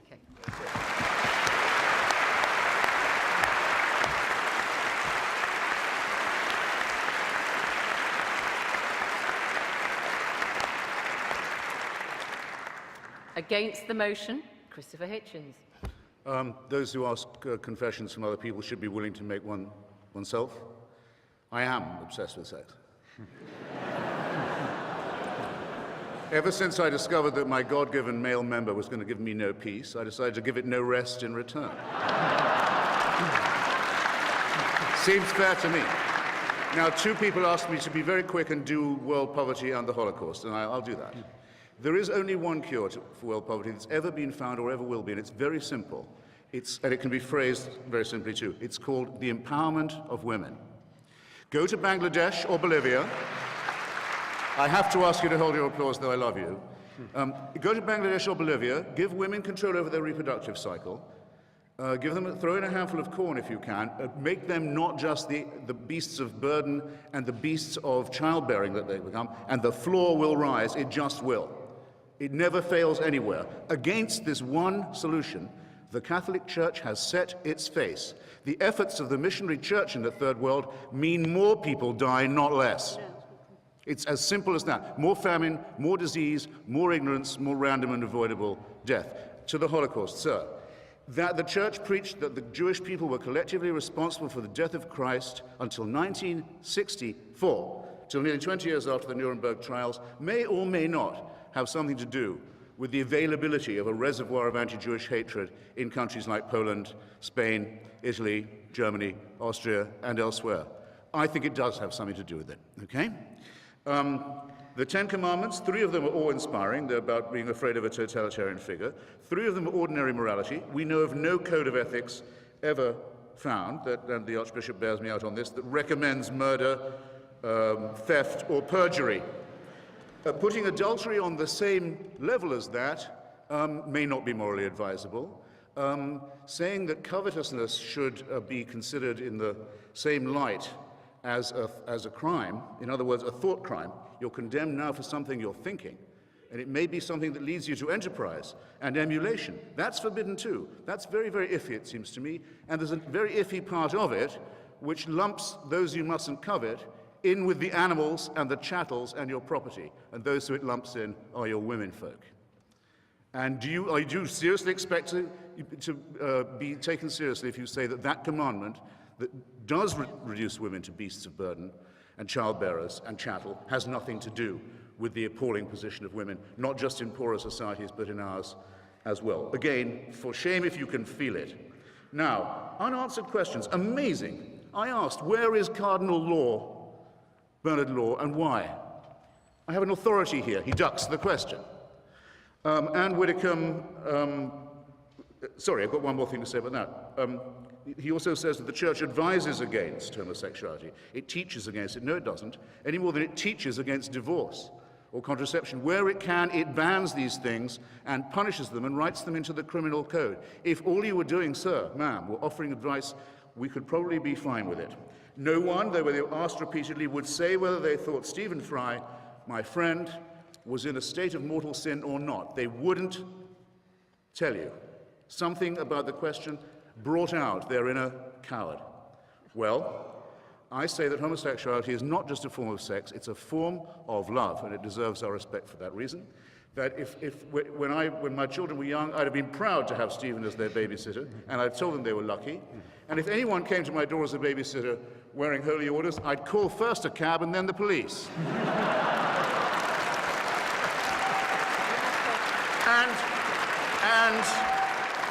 And it's your fault, sir and ma'am, it's your fault that that's true and that everybody knows it's true. How you can live with it, I don't know. Now, relativism, I thought we were agreed. But Anne Widdecombe says slavery has to be considered in context. What's more relative than that? There were people at the time, Thomas Paine, Benjamin Franklin, there were innumerable humanists and secularists who said slavery is evil. The church wouldn't agree. Now, which is it then? Is it that the church is wrong, or, even more suggestive, that God has not yet revealed that it's wrong to them? Or did God support it all those years and then change his mind? From a beginning point of absurdity, you arrive at a terminal point of absolute moral chaos. And I think you've at least done us the favor of making that plain this evening. God, in short, God did not make man in his own image. It is precisely to the contrary. Mammals and primates made many gods and many churches in their own rival images. And that would explain, if these churches and faiths were invented by primates who are only half a chromosome away from a chimpanzee, which happens to be the case, it would explain a lot, would it not? I can't offer you absolution. Not in my power to do it. Stephen can't offer you absolution. First of all, we believe, we more or less know, there's no such thing. But if you confess your sins specifically, if you name them and don't just make them general, if you do so truly repenting of them, without any purpose of evasion, and if you make a firm purpose of amendment, you might be able still, while there's time, to live with your consciences. I wish you all the luck in the world in pursuing that course of action. Thank you. Thank you.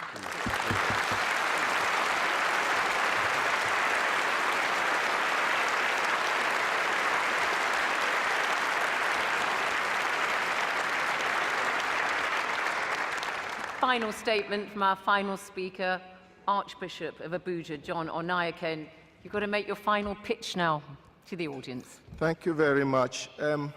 I just want to draw the attention of the audience back to the topic. Yeah. And the topic is quite clear. The Catholic Church is a force for good in the world. He did not say it is the only source for good. He did not say it has always been a source for good. It's not in the past tense, it's in the present tense, is a source for good. The way I learned logic, this is the way I would proceed.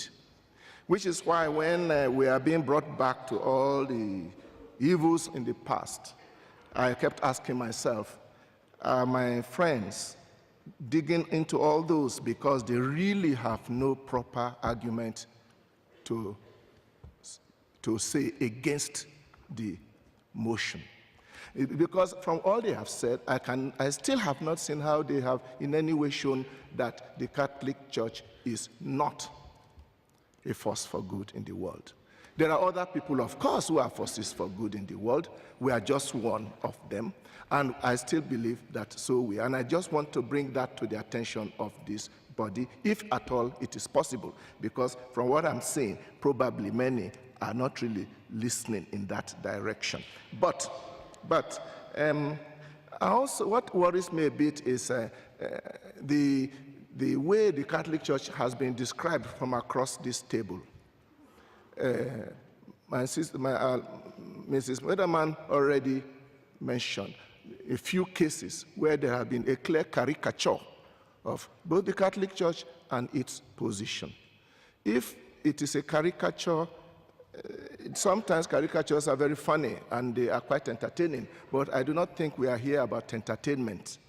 I think it is important, if this is a serious discussion, that one makes a little effort to actually get to understand exactly the truth about the matter. I can say all kinds of things about other people, but I think it is fair enough that when it comes to what does the church say about condoms, what does it say about homosexuality, what does we say about women priests, we need to take the trouble to find out exactly what it is saying, not what the newspapers are saying that we are saying. Unfortunately, this is not a forum to give you a proper exposition of the Catholic faith. And in fact, I seriously resisted the temptation to preach to you. It seems that all the preaching today came from the other side. And, but anyway, be that as it may, I must mention two issues that was raised.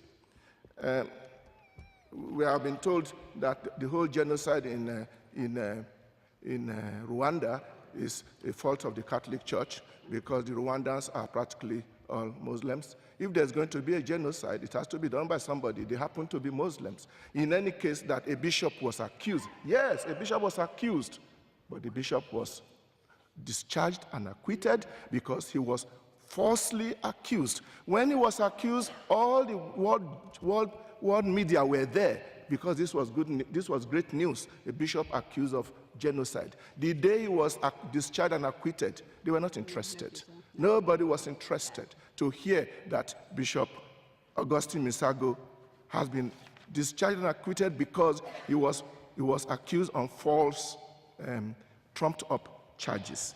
As for condoms, Mrs. Weatherman already has shown that there are scientific positions that support the position of the church. All I want to add here is this. If indeed the burden of HIV and AIDS is in Africa, know that it is my nephews, my nieces who are most affected. And let nobody out there think that they care more about the life of my own nieces and nephews than I care. So if we take a position, it is because we seriously believe that this is the right position. We are not talking of the validity or the value of one sexual act with a good condom done properly. We are talking of condoms being distributed indiscriminately to young people and being told that once you wear this, you are safe. The fact is that when that is done, AIDS is increased, not decreased. I think this is been proved from epidemiological research. It's not talking about whether condom protects from one act, but when it comes to a whole lot of people, like the situation in most countries of Africa, and the situation of health services, right down to simple aspirin, then we know what we are talking about. Finally, this event has been very useful. I'm very happy to have been here. We never said that the Catholic Church is perfect. Some questions were proposed to the Archbishop. I'll think about it. We continue to do our best to be as close as we can to Jesus Christ and what he wants us to be, and to constantly be a force for good in the world. Right. And I thank you. Archbishop, thank you.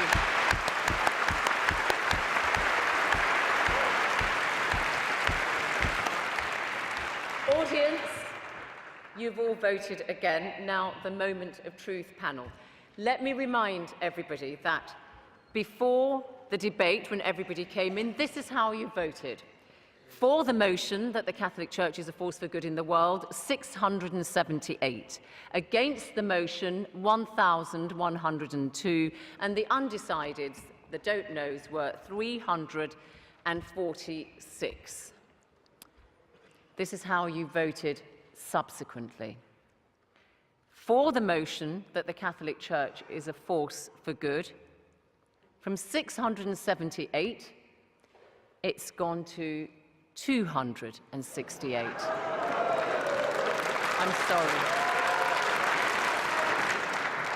I'm sorry.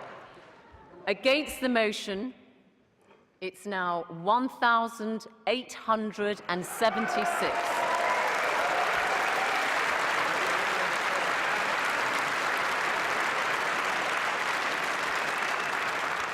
And you can see that doesn't leave very many don't knows. It's 34 undecided. So commiserations, Archbishop and Anne Widdecombe. Congratulations, Stephen Fry and Christopher Hitchens. Thank you all. If you want to know more about Intelligence Squared debates, then please do go to the website www.intelligencesquareddebates. From me, Zainab Badawi, goodbye.